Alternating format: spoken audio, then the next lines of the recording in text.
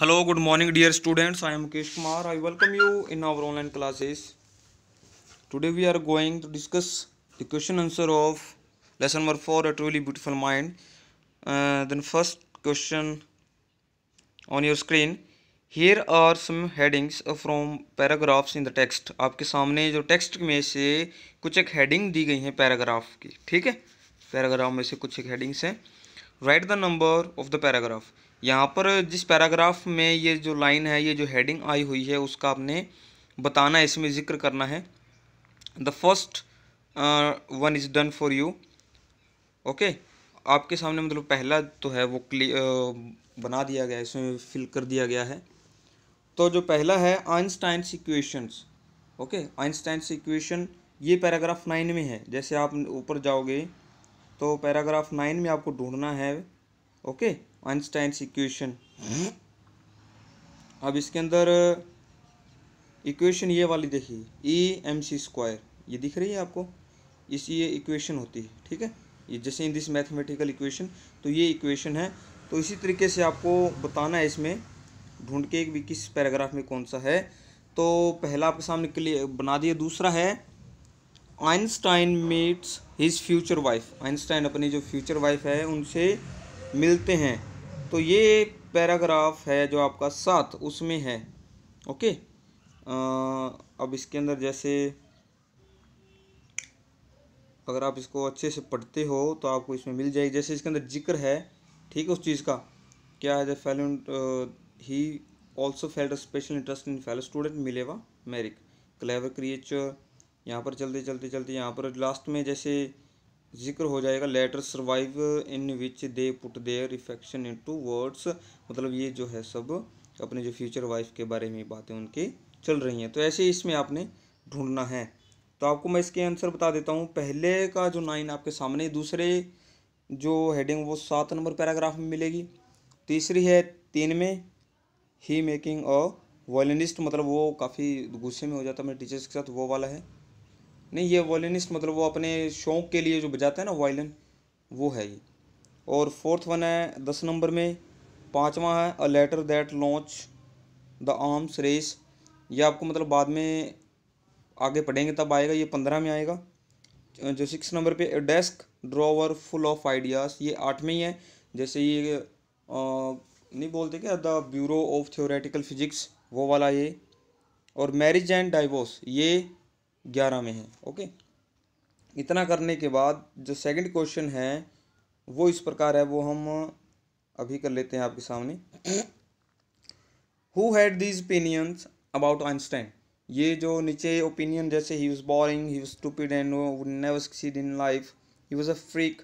ये जो ओपिनियंस, ये जो विचार थे, ये आइंस्टाइन के बारे में किन के थे। ओके, यहाँ पर बताना। आंसर में पहला है he was boring his playmates. उसके जो सहपाठी थे, उसके जो खेलने वाले मित्र थे उसके साथ, वो कहते थे कि ही वॉज बोरिंग, कि वो काफ़ी बोरिंग है। Second, he was stupid and would never succeed in life. ये मतलब उनके जो हेडमास्टर थे स्कूल के, उन्होंने कहा था कि वो एक बुद्धू के लड़का है और अपनी ज़िंदगी में कभी कामयाब नहीं होगा। जैसा कि आपने पढ़ा था, उसमें ये कह रहे थे कि कुछ भी चूज़ कर ले वो ज़रूरी नहीं, क्योंकि उसने कामयाब ही नहीं होना। उसके हेडमास्टर ने ये कहा था। और ही वॉज अ फ्रीक, अब ये उसकी मदर ने कहा था। ओके, अब फ्रीक का मतलब क्या होता है इसके अंदर, जैसे कि हमने जो टेक्स्ट पढ़ा था उसके अंदर जिक्र आया था। फ्रीक का मतलब क्या था। फ्रीक होता है a word use disapproving to talk about a person who unusual and doesn't behave look और थिंक लाइक अदर्स। वो लड़का, ये वर्ड जो है उस लड़कों के या उनके लिए यूज़ किया जाता है जो दूसरे बच्चों की तरह, नॉर्मल बच्चों की तरह ना सोचे, ना उनकी तरह दिखे वो।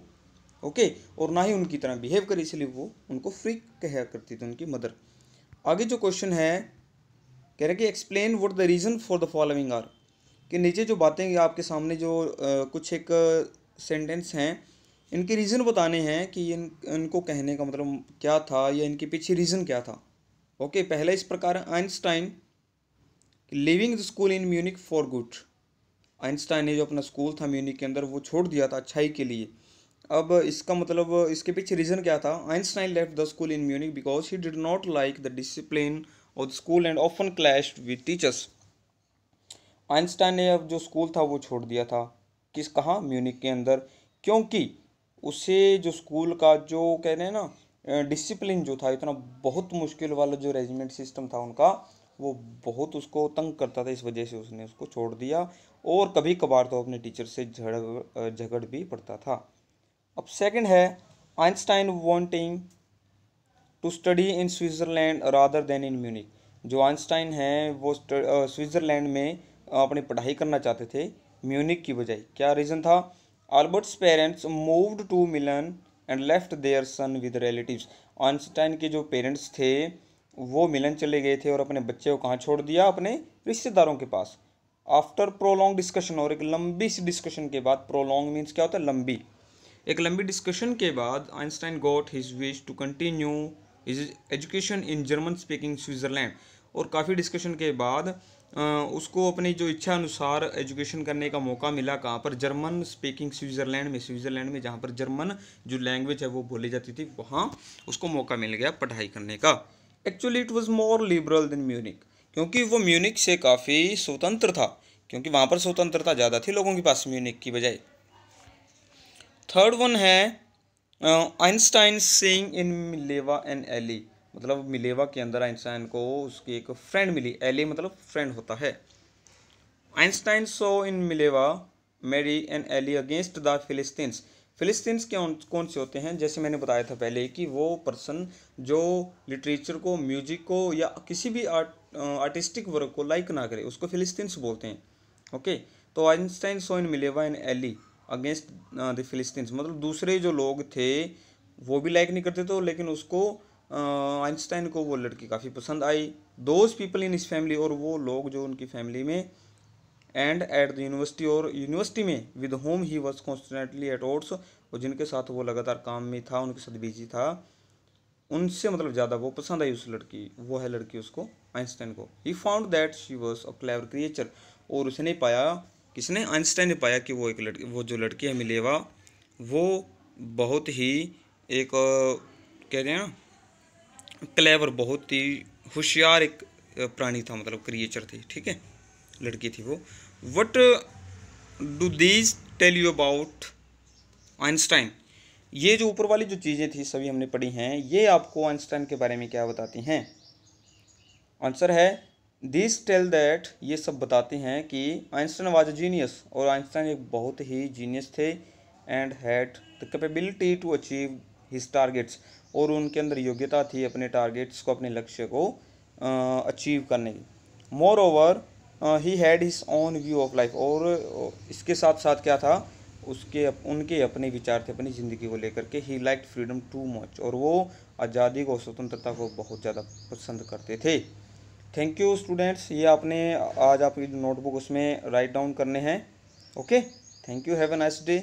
और आपने इसकी पिक्चर मुझे भेज देनी है नंबर पे। ओके, नंबर इस प्रकार है 9812906918।